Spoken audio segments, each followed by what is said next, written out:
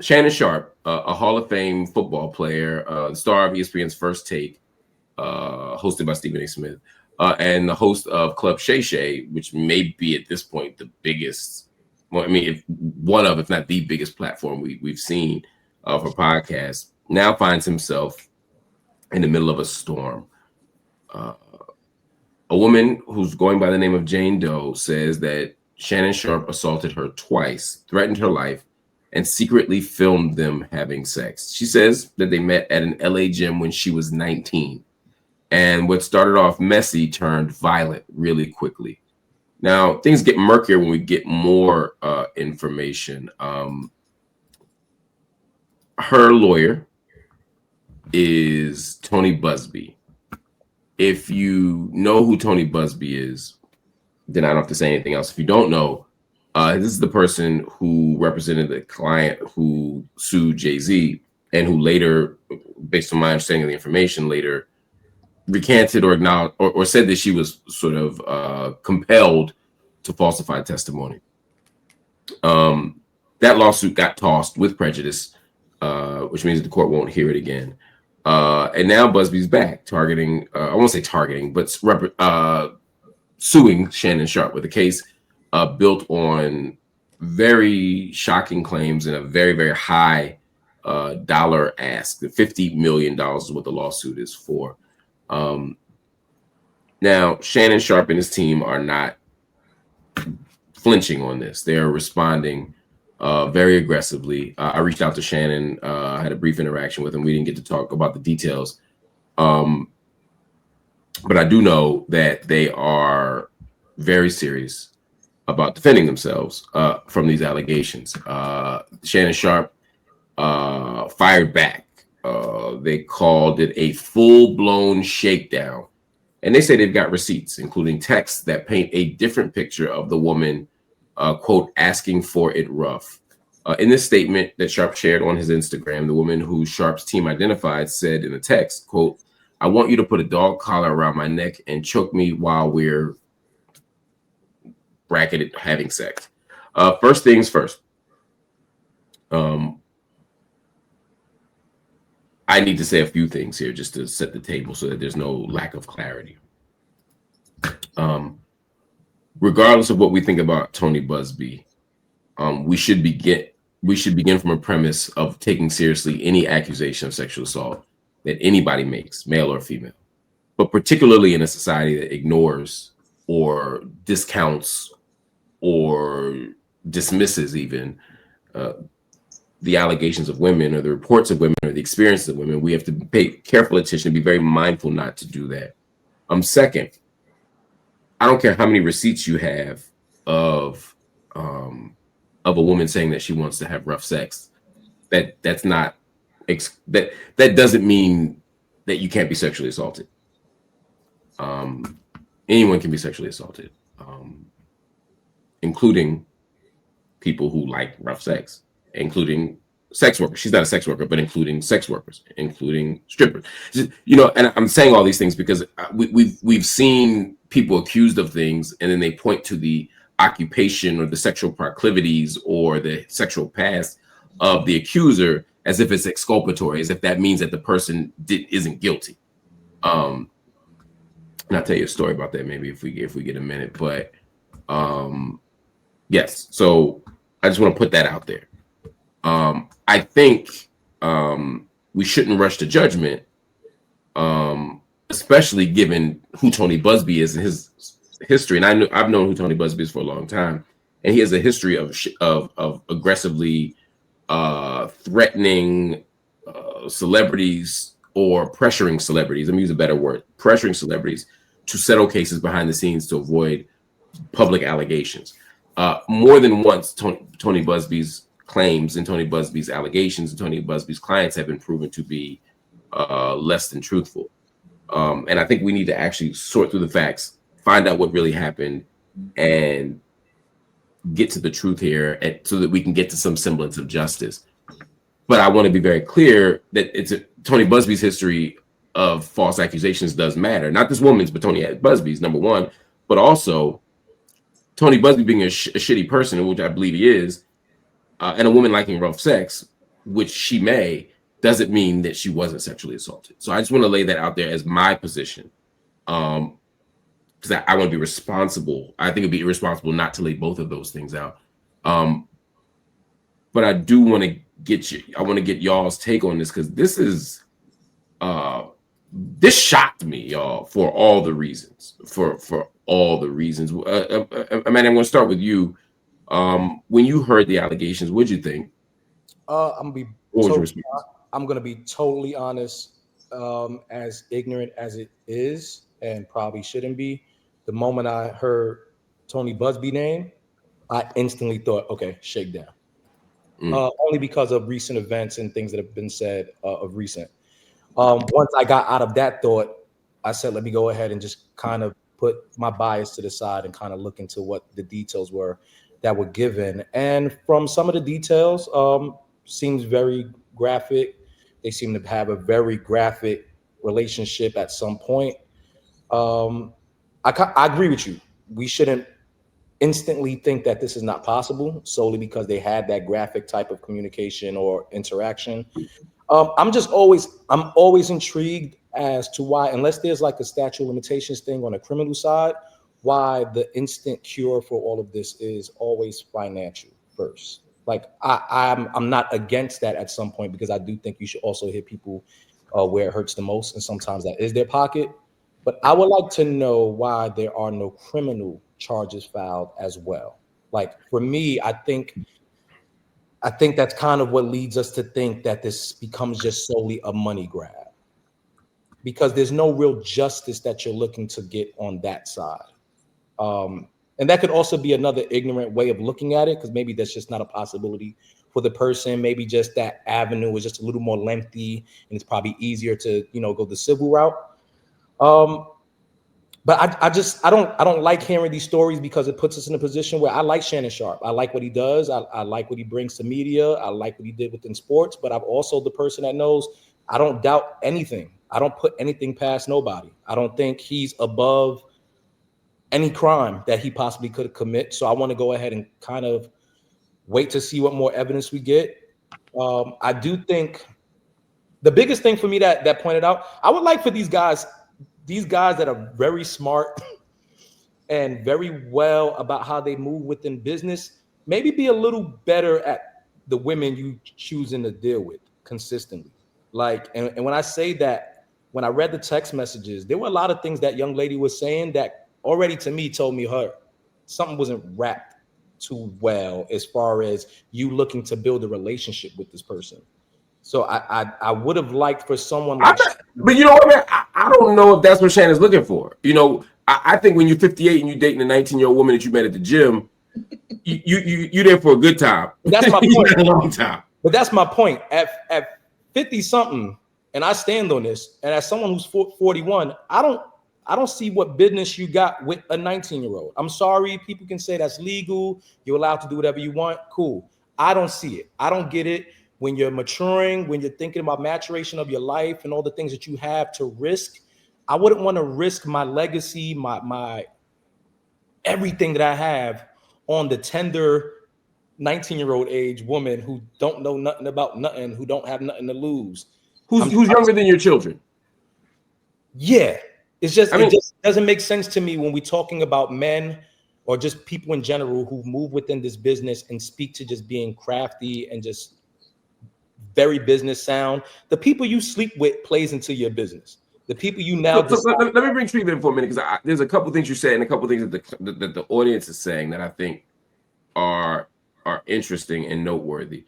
One, Treva, talk about and say whatever else you want to say too, but there's this idea from people that the civil suit is less ethical and principled than the criminal suit. Why would somebody, if you have the option still, and Jay-Z said this, right? If I did this, then why are we not going then call the police? Like, if I really did this, call the police. Why would what is a legitimate reason why somebody may only go the civil route and not the criminal route? Just start there. Sure. And I appreciate this conversation. This is a really hard conversation to have for any number of reasons. And I'll say the criminal legal system does not bode well for sexual assault survivors. That's just the reality. Most, even folks who pursue criminal, often do not get the outcome that they had hoped for. Some people are, very opposed to the criminal legal system and its potential outcomes, whether it's incarceration, probation, entering the carceral system whatsoever, and then being engaged in that way, which often makes you criminalized too, even if you're coming forward, and the kind of way that you're scrutinized through the criminal trial and through criminal proceedings. And ultimately, some of the things that you're asked to do within that police you and offer a level of surveillance that I don't think is helpful, often to sexual assault survivors. With civil pursuits and routes, and I think when we talk about what is reparative, what does justice look like, I think that's going to vary for a number of survivors of sexual violence. I think being able to, this kind of reparative thing that money offers a sense of, comfort, a sense of being able to be okay, more than okay, right? That number would come down even if there were a settlement.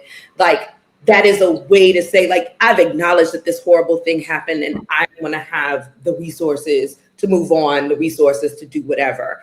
I get how that feels extractive and maybe even extortionist, but I think that we have to look at the systems that we have available to us to think about reparative, restorative, or transformative justice, and they are extraordinarily limited.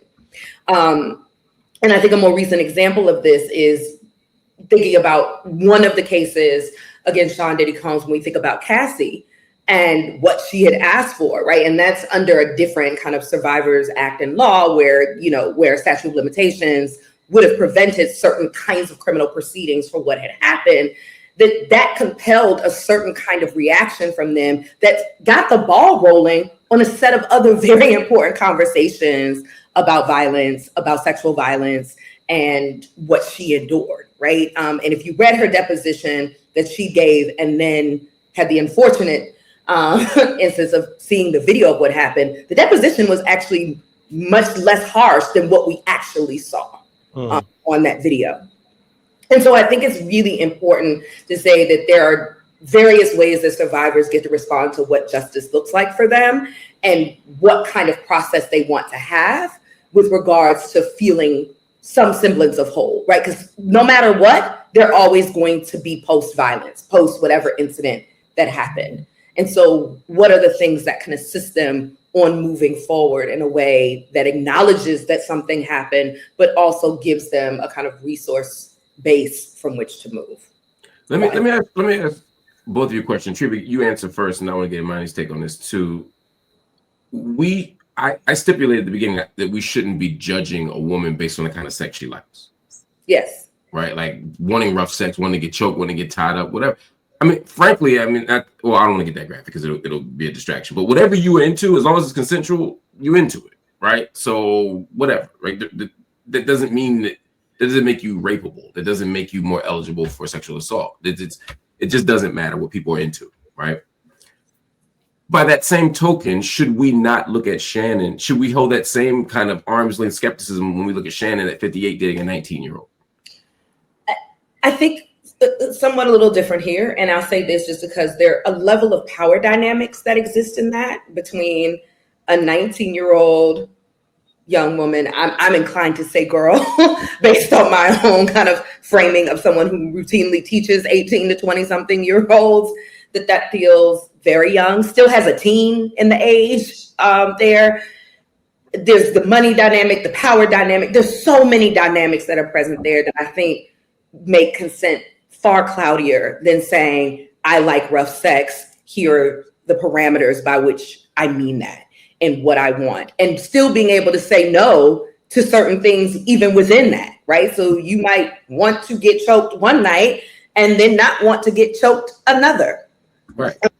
You just might, like any other sex, you could want to get fucked one night and then the next night not want to. You might want, not to be too graphic, but you might want kink. You might want all of these things. I mean, the thing with kink and BDSM and other communities that think about, right, what we would consider pain or violence in the context of sex is some of the most consent-based communities, because everything with that has a level of like what is okay, what is not okay. There are safe words, there are permissible, like there's levels of comfort that people are attracting. But I do think that negotiation happening between a 19-year-old and an almost 60-year-old who is a multi-millionaire is deeply troubling. And I think that at least deserves us to have the conversation, as Emanny was saying earlier, of like, bro, there's something just wrong with that. We're not saying necessarily criminal or illegal, but let's talk about the things that are really poor decisions and potentially really harmful decisions for you and for another person and whoever you're involved with.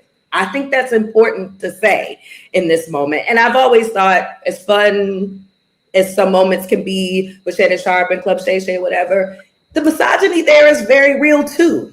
And so that doesn't make me think, because I've had moments where I'm like, wow, that was really misogynist and sexist and engaged, like in the way that he's engaged. I think about things he said about like Meg Thee Stallion and had to apologize on his show. Like I have very distinct memories of the ways that he's talked about women, specifically Black women. And I think that still doesn't make me be like, so I know he's a rapist, right? There's a large stretch in there. But I do think it matters that someone who has held and expressed very misogynistic views is someone who is in this consensual relationship with a 19-year-old, and we can have a different conversation about the culture in which we talk about consent and sexual violence and relationships and intimacy in more substantive ways. It's not as black and white as like, did he do this? Did he not do this? Is she lying? Is he not lying? Right, she not lying, but rather, what are the contexts in which this becomes believable? And this is something that routinely does happen. How do we address that? I want to say, before I say anything, I want to extend the same level of understanding and grace to him that we are going to also extend to her, because at the end of the day, we don't know the facts. We don't know anything. We're all going based off of assumptions and what we see thus far. But what I will say is, in these situations, especially with the power dynamics and the age difference, I'm just always confused to the arrested development that these older men are having and why they're seeking to have this type of connection with younger women, especially that young. Especially if you have daughters, especially if the daughters that you have are actually older than the women that you're sleeping with. Like you said, you referred to the comments he made in regards to other women who happen to be younger women within the space. It's to sound like a little kid. It's icky. It's yucky. It's just nasty. To me, it just comes off very nasty, and it doesn't make you a rapist. It doesn't make you a pet. It doesn't make you any of those things. But it does mean there's something there that is just not quite growing up to where you're seeking that level of gratification with the younger person. It's like you're aiming for it. It's almost like you won't achieve a level of sexual gratification unless you have that younger mate. And I'm always confused as to why men of that stature, especially of that age and stature, because a lot of the times the age just isn't enough. They have to actually have the power and the money to supply that. I'm just confused. I'm confused. I would like to know more about his path. You know, I was always confused by that. Even like when dudes be talking about they find Catholic school girl uniforms attractive, and I'm like, all this shit is nasty. It's nasty. Yeah, you imagine kids, and men won't admit to that because they feel like they're holding on to what's my preference, and it's not attached to nothing else deeper than that. No, it is.